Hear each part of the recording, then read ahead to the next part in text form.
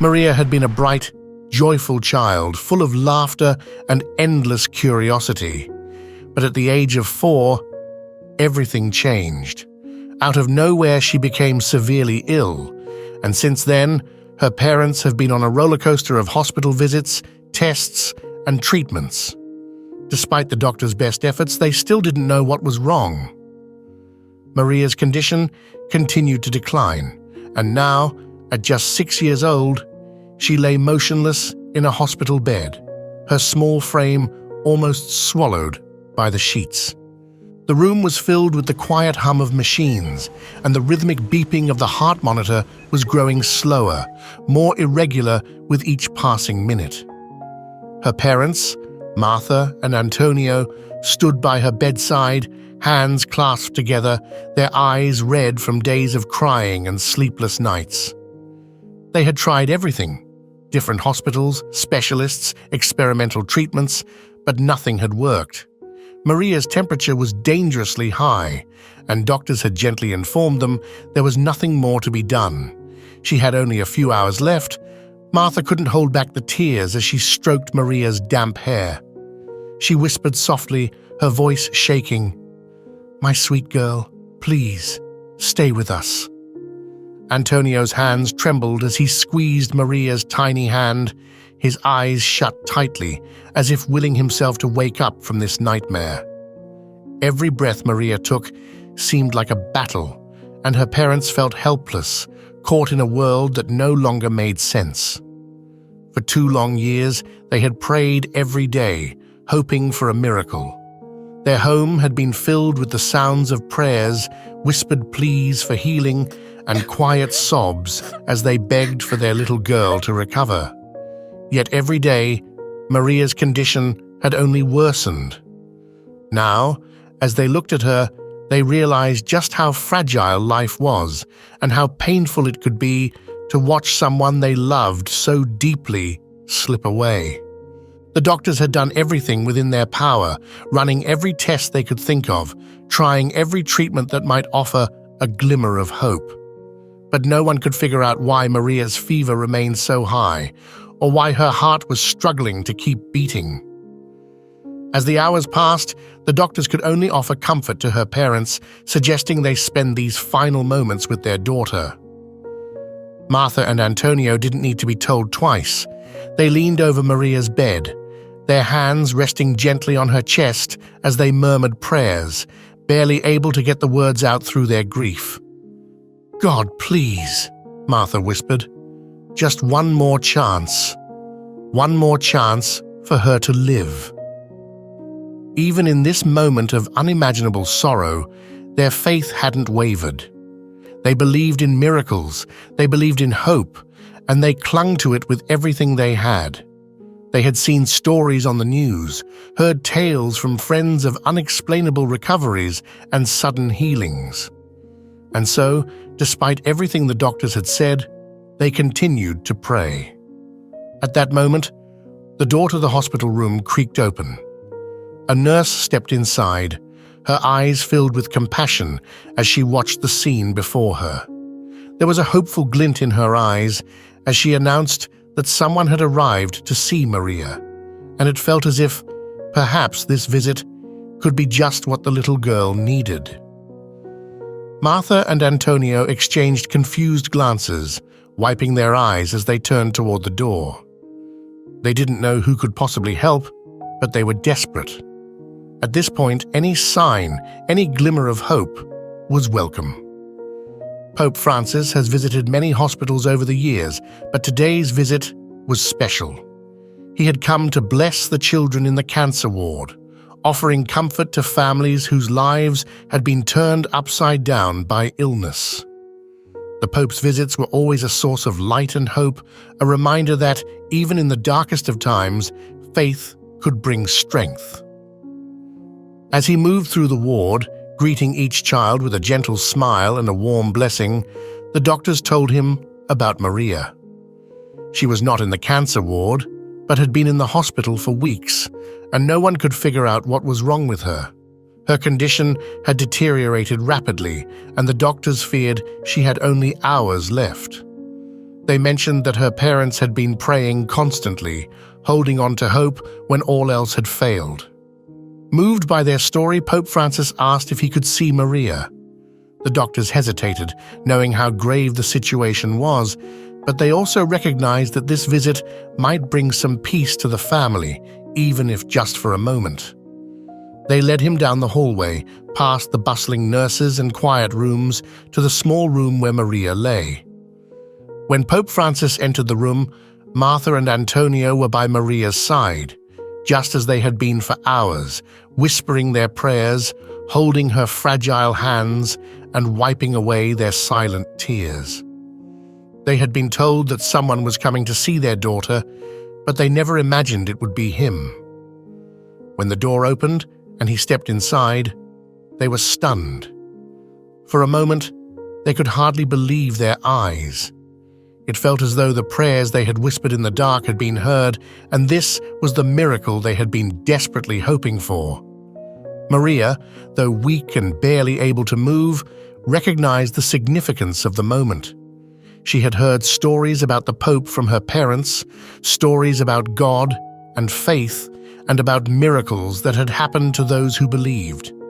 She lay motionless in her bed, her breathing shallow, but her eyes flickered open when she saw her parents' tearful, hopeful expressions.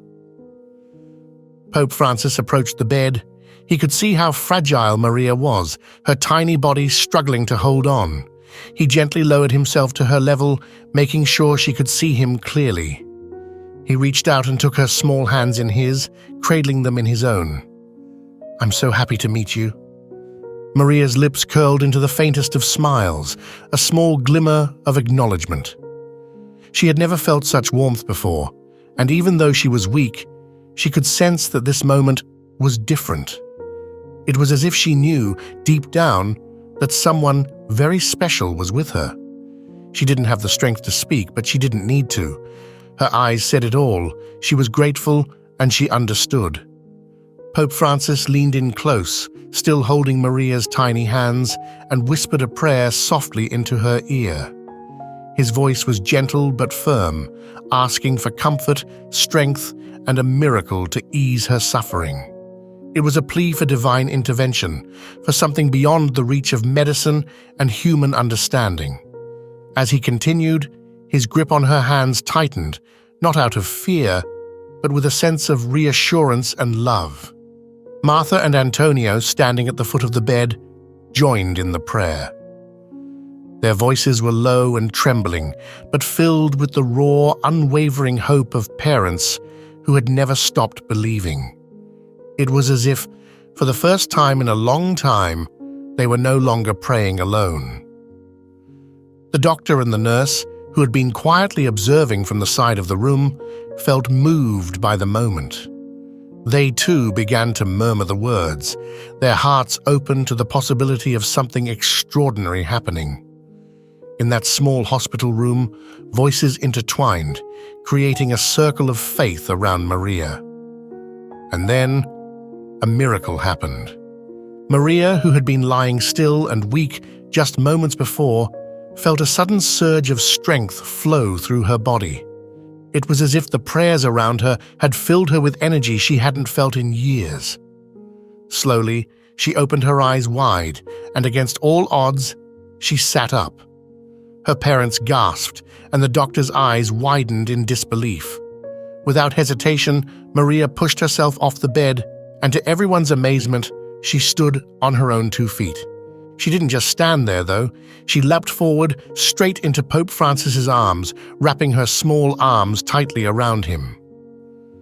For a moment, there was stunned silence in the room. No one could believe what they were seeing. Just minutes earlier, they had been told to prepare for her final moments, and now she was standing, moving, hugging the Pope as if nothing had ever been wrong. Pope Francis held her close. He didn't need to say anything. The look on his face said it all. It was a moment that no one would ever forget. He embraced her, his hands gently cradling her small frame, as if to protect her from everything that had once caused her pain. For Maria, it felt like being wrapped in warmth, safety, and love all at once. She didn't understand how it had happened, but she knew it was real. In that embrace, Maria felt something she had never felt before, a deep, profound sense of happiness. For so long, she had been surrounded by worry, fear, and pain, but now, all of that seemed to melt away. She looked up at Pope Francis, her eyes wide with wonder, and understood, perhaps for the first time, why her parents prayed every day, why they never gave up hope. She realized how much strength faith could bring, how it could make even the impossible feel possible. There, in the middle of the hospital room, with the beeping monitors and the quiet hum of machinery around them, Maria experienced a joy she had never known.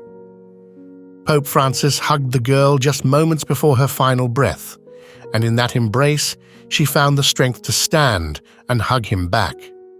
But that was only the beginning. Just watch what happens next. It's a miracle.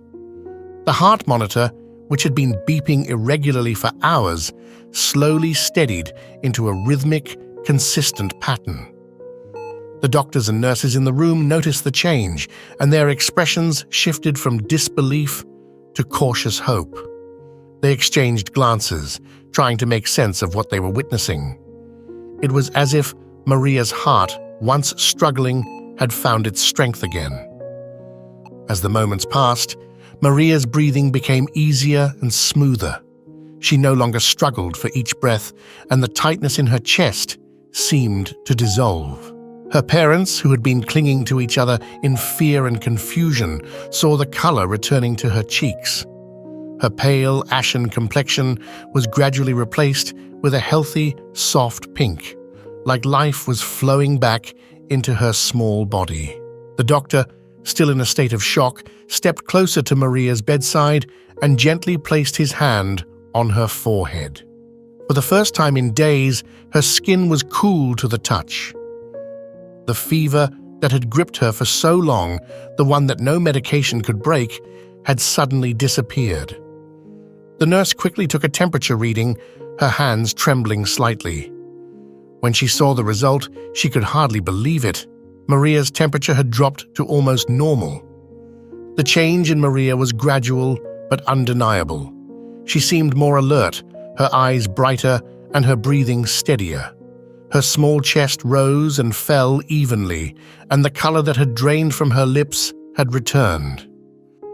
Everyone in the room, from the doctors to the parents, watched with wide-eyed amazement as the little girl who had been on the verge of death minutes ago began to look more and more like herself. The doctors ran quick, immediate checks, listening to her heartbeat, checking her oxygen levels, and watching the monitor for any signs of irregularity. Each test brought the same result: improvement. The illness that had ravaged her body, causing her so much pain and suffering, seemed to be retreating, as if it was being pushed out by some unseen force. They couldn't explain it, but they knew something incredible was happening. Then, to everyone's astonishment, Maria turned her head and looked at Pope Francis, who was still by her side. She gave him a small, radiant smile, her eyes bright with gratitude.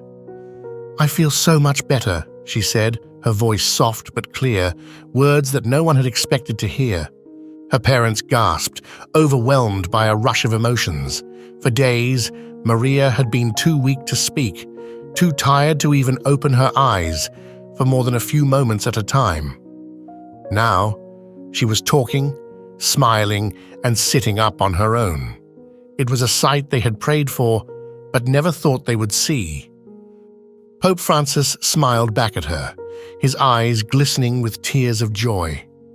He didn't need to ask how she felt. He could see it in her eyes, in the way she was looking at him. It was as if a heavy weight had been lifted from her, as if the illness that had burdened her young body for so long had simply melted away.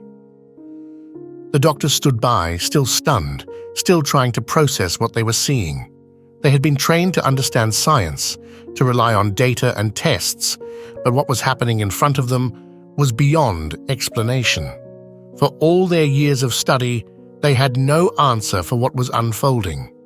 As the news spread through the hospital, more staff gathered outside the room, peeking through the doorway, unable to believe the reports they were hearing. Martha and Antonio stood frozen, unable to comprehend what they were seeing. Moments ago, they had been preparing to say goodbye to their daughter, but now Maria was sitting up, smiling and speaking. They were stunned, their minds struggling to grasp the reality before them. Then, as the realization sank in, they broke down, tears streaming down their faces, but this time they were tears of pure joy. Without hesitation, they rushed to Maria, wrapping their arms around her, holding her tightly, as if afraid she might slip away again. They couldn't stop crying, but their hearts were light, filled with happiness and gratitude. Their prayers had been answered, and it felt like a dream come true. The news of the miracle spread quickly, reaching far beyond the hospital walls. Stories of Pope Francis's visit and the incredible transformation of the little girl touched hearts around the world. It became a symbol of hope, a reminder that even in the darkest moments, miracles can happen. Would you have held on to hope, even when everything seemed impossible? Do you know any other heartwarming stories about Pope Francis? We'd love to hear your thoughts, so please leave a comment below. Thanks for watching. We will see you in the next video.